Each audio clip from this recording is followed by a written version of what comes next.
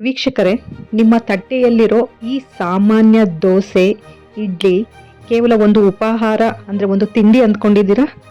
ಹಾಗಿದ್ರೆ ನೀವು ತಪ್ಪು ತಿಳ್ಕೊಂಡಿದ್ದೀರಾ. ನೋಡಿ, ವಿಜ್ಞಾನದ ಪ್ರಕಾರ ಇದು ಜಗತ್ತಿನ ಅತ್ಯಂತ ಶಕ್ತಿಶಾಲಿ ಬಯೋಟೆಕ್ ಉತ್ಪನ್ನ. ನಿಮ್ಮ ಹೊಟ್ಟೆಯೊಳಗೆ ಪ್ರತಿ ಸೆಕೆಂಡ್ ಲಕ್ಷಾಂತರ ಉತ್ತಮ ಬ್ಯಾಕ್ಟೀರಿಯಾಗಳ ಸೈನ್ಯವನ್ನೇ ಸೃಷ್ಟಿಸುವ ಈ ಆಹಾರದ ಹಿಂದಿನ ಮರ್ಮವೇನು? ಅಕ್ಕಿ ಮತ್ತು ಬೇಳೆಯನ್ನ ಸಂಯೋಜಿಸಿ ಬ್ಯಾಕ್ಟೀರಿಯಾಗಳ ಮೂಲಕ ಮ್ಯಾಜಿಕ್ ಮಾಡುವ ನಮ್ಮ ಪೂರ್ವಜರ ಈ ತಂತ್ರಜ್ಞಾನ ಇವತ್ತು ಜಗತ್ತಿನ ವಿಜ್ಞಾನಿಗಳನ್ನೇ ಅಚ್ಚರಿಗೊಳಿಸುತ್ತಿದೆ. ಈ ಇಡ್ಲಿ ದೋಸೆ ನಿಜಕ್ಕೂ ವಿಶ್ವದ ಅತ್ಯುತ್ತಮ ಆರೋಗ್ಯಕರ ಆಹಾರವೇ? ಸೊ ಇಂದಿನ ವಿಡಿಯೋದಲ್ಲಿ ಆಹಾರ ತಂತ್ರಜ್ಞಾನದ ದೃಷ್ಟಿಕೋನದಿಂದ ಇದರ ರಹಸ್ಯವನ್ನು ಬಿಚ್ಚಿಡ್ತಾ ಇದ್ದೀನಿ. ಸೊ ಮಿಸ್ ಮಾಡದೆ ಈ ವಿಡಿಯೋನ ಕೊನೆಯವರೆಗೂ ನೋಡಿ. ಮೊದಲಿಗೆ ಫರ್ಮೆಂಟೇಷನ್ ಸೈನ್ಸ್ ತಿಳ್ಕೊಳ್ಳೋಣ. ಅಂದ್ರೆ ಹುದುಗುವಿಕೆ ವಿಜ್ಞಾನ ಅಂತೀವಲ್ಲ ಅದು. ಹಾಗಾದ್ರೆ ಏನಿದು ಫರ್ಮೆಂಟೇಷನ್ ಮ್ಯಾಜಿಕ್ ಅಂದ್ರೆ, ನೋಡಿ, ಇಡ್ಲಿ ದೋಸೆ ಹಿಟ್ಟು ಹುದುಗುವಾಗ ಅಂದ್ರೆ ಫರ್ಮೆಂಟೇಷನ್ ಆಗುವಾಗ ಅದರಲ್ಲಿ ಲ್ಯಾಕ್ಟೋಬೆಸಿಲಸ್ ಮತ್ತೆ ಲಿಕೋನೋಸ್ಟಾಕ್ ಎಂಬ ಬ್ಯಾಕ್ಟೀರಿಯಾಗಳು ಹುಟ್ಕೊಳ್ಳುತ್ತೆ. ಇದು ಕೇವಲ ಹಿಟ್ಟು ಉಬ್ಬುವುದಲ್ಲ, ಇದು ಪ್ರೀ ಡೈಜೆಷನ್ ಅಂದ್ರೆ ಬ್ಯಾಕ್ಟೀರಿಯಾಗಳು ನಾವು ತಿನ್ನುವ ಮುನ್ನವೇ ಆಹಾರವನ್ನ ಭಾಗಶಃ ಜೀರ್ಣಿಸಿ ಜಟಿಲವಾದ ಕಾರ್ಬೋಹೈಡ್ರೇಟ್ಗಳನ್ನ ಸರಳ ಸಕ್ಕರೆಗಾಗಿ ಒಡೆಯುತ್ತೆ. ಇದೇ ಕಾರಣಕ್ಕೆ ಇಡ್ಲಿ ಹೊಟ್ಟೆಗೆ ತುಂಬಾ ಹಗುರ.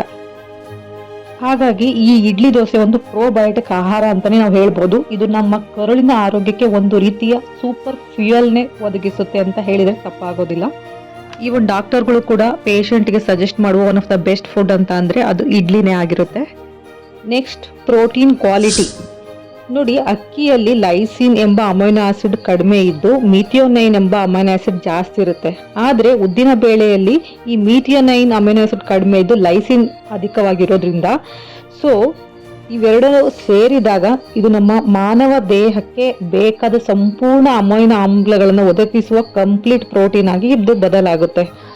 ಸೊ ಈ ಅಕ್ಕಿ ಬೇಳೆ ಈ ವಿಶಿಷ್ಟ ಕಾಂಬಿನೇಷನ್, ಈ ಒಂದು 3:1 ರೇಷಿಯೋ ಆಫ್ ಕಾಂಬಿನೇಷನ್ ನಿಂದ ನಮಗೆ ಒಂದು ಕಂಪ್ಲೀಟ್ ಪ್ರೋಟೀನ್ ಪ್ರೊಫೈಲ್ ಅನ್ನ ಇದು ಸೃಷ್ಟಿಸುತ್ತದೆ. ಸೊ ಮಾಂಸಾಹಾರವನ್ನೇ ತಿನ್ನದವರಿಗೂ ಇದು ಅತ್ಯುತ್ತಮ ಪ್ರೋಟೀನ್ ಮೂಲ ಅಂತಾನೆ ಹೇಳ್ಬಹುದು. ಅಲ್ಲದೆ ಫರ್ಮೆಂಟೇಷನ್ ಅಂದ್ರೆ ಈ ಹುದುಗುವಿಕೆ ಪ್ರಕ್ರಿಯೆ ಆಗುತ್ತಲ್ಲ, ಅಂದ್ರೆ ಈ ಹಿಟ್ಟು ಉಬ್ಬುವ ಪ್ರಕ್ರಿಯೆಯಲ್ಲಿ ಫೈಟಿಕ್ ಆಸಿಡ್ ಎಂಬ ಒಂದು ಪೋಷಕಾಂಶಗಳನ್ನ ಹೀರಿಕೊಳ್ಳಲು ಅಡ್ಡಿಯಾಗುವ ರಾಸಾಯನಿಕವನ್ನ ಇದು ನಾಶಪಡಿಸುತ್ತದೆ. ಸೊ ಇದರಿಂದಾಗಿ ನಿಮ್ಮ ದೇಹಕ್ಕೆ ಐರನ್, ಕ್ಯಾಲ್ಸಿಯಂ ಮತ್ತು ಬಿ ಕಾಂಪ್ಲೆಕ್ಸ್ ವಿಟಮಿನ್ಸ್ಗಳು ಸುಲಭವಾಗಿ ಲಭ್ಯವಾಗುತ್ತೆ. ಹಾಗಾಗಿ ಈ ಇಡ್ಲಿ ಮತ್ತು ದೋಸೆ ಸೇವನೆಯಿಂದ ನಮಗೆ ಬಯೋ ಅವೈಲಬಿಲಿಟಿ ಜಾಸ್ತಿ ಆಗುತ್ತೆ. ನೆಕ್ಸ್ಟ್ ಏನಪ್ಪಾ ಅಂದ್ರೆ ಗಟ್ ಬೆನಿಫಿಟ್ಸ್, ಅಂದ್ರೆ ಕರುಳಿನ ಆರೋಗ್ಯಕ್ಕೆ ತುಂಬಾನೇ ಒಳ್ಳೆಯದು ಈ ಒಂದು ಇಡ್ಲಿ ದೋಸೆ. ಹೇಗೆ ಅಂತೀರಾ?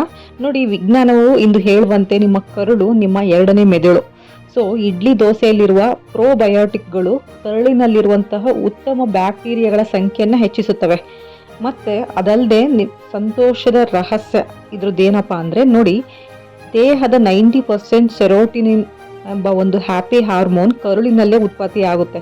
ಸೊ ನೀವು ಆರೋಗ್ಯಕರವಾದ ಇಡ್ಲಿ ದೋಸೆಯನ್ನು ಸೇವಿಸಿದರೆ ನಿಮ್ಮ ಜೀರ್ಣಕ್ರಿಯೆ ಮಾತ್ರವಲ್ಲ, ನಿಮ್ಮ ಮೂಡ್ ಕೂಡ ದಿನವಿಡೀ ಚೆನ್ನಾಗಿರುತ್ತದೆ. ಅಲ್ಲದೆ ಇದು ರೆಡ್ಯೂಸಿಂಗ್ ದ ಇನ್ಫ್ಲಮೇಷನ್, ಅಂದ್ರೆ ಆರೋಗ್ಯಕರ ಕರುಳಿನ ಮೈಕ್ರೋಬಯೋಮ್ ಇದ್ದರೆ ದೇಹದಲ್ಲಿ ಉರಿಯೂತ ಅಂದ್ರೆ ಇನ್ಫ್ಲಮೇಷನ್ ಕಡಿಮೆ ಆಗುತ್ತದೆ. ಸೊ ಇದು ರೋಗ ನಿರೋಧಕ ಶಕ್ತಿಯನ್ನ ಹೆಚ್ಚಿಸುತ್ತದೆ. ಇಲ್ಲಿ ನೆನ್ಪಿಡ್ಬೇಕಾಗಿರುವಂತಹ ಒಂದು ವಿಷಯ ಏನಪ್ಪಾ ಅಂದ್ರೆ, ನೋಡಿ, ಈ ಎಲ್ಲಾ ಪ್ರಯೋಜನ ಸಿಗ್ಬೇಕು ಅಂದ್ರೆ ನೀವು ಇನ್ಸ್ಟಂಟ್ ಮಿಕ್ಸ್ ಬದಲು ಮನೆಯಲ್ಲೇ ರುಬ್ಬಿದ ತಾಜಾ ಹಿಟ್ಟನ್ನ ಬಳಸಬೇಕು. ನೀವು ಗೊತ್ತಿರಬಹುದು, ನಮ್ಮ ಪೂರ್ವಜರು ವಿಜ್ಞಾನದ ಹೆಸರೇ ಇಲ್ಲದ ಕಾಲದಲ್ಲಿ ಇಂತಹ ಪೌಷ್ಟಿಕಾಂಶ ತಂತ್ರಜ್ಞಾನವನ್ನು ಕಂಡುಹಿಡಿದಿದ್ದು ಇದು ನಮಗೆ ಹೆಮ್ಮೆ ತರುವಂತ ವಿಷಯನೇ ಹೌದು ಅಲ್ವಾ? ಸೊ ನಾಳೆಯ ಬ್ರೇಕ್ಫಾಸ್ಟಿಗೆ ರೆಡಿಯೇ? ಸೊ ಈ ವಿಷಯ ಇಷ್ಟವಾಗಿದ್ದರೆ ನಿಮ್ಮ ಫ್ಯಾಮಿಲಿ, ಫ್ರೆಂಡ್ಸ್ ಜೊತೆ ಶೇರ್ ಮಾಡಿ ಮತ್ತು ನಮ್ಮ ಈ ಪುರಾತನ ಆಹಾರ ತಂತ್ರಜ್ಞಾನದ ಬಗ್ಗೆ ಹೆಮ್ಮೆ ಪಡಿ. ಮತ್ತು ಮುಂದಿನ ದಿನಗಳಲ್ಲಿ ಇಂತಹ ಇನ್ನಷ್ಟು ಫುಡ್ ಸೈನ್ಸ್ ವಿಷಯಗಳಿಗಾಗಿ ನನ್ನ ಚಾನಲ್ನ ಈಗಲೇ ಸಬ್ಸ್ಕ್ರೈಬ್ ಮಾಡಿ. ಆರೋಗ್ಯವಾಗಿರಿ. Thank you so much.